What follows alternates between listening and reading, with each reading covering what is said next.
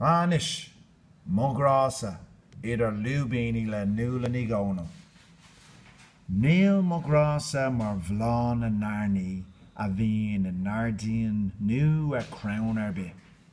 Is má tá aon gaol aige le nóníní is as a glúsa a osig siad nuair a bheidh sé 8 drid síos. Ní haon ghlaise ceolmhar iad a thuúla. Táid ró congracht dá chéile ar an gcéad dul síos. Is má slim é siada tá ribbí a grúige mar bhean gomh Shakespeare ina bhair delganí. Ach is cuma sin, tugann sé gom. La la, is nuair a bhíonn sé in neadhúmar, cuirde fanúna. Is bralum san na dáanta grá, tá si go chálaí nach bhfuil ionta go fad. Maithú nua.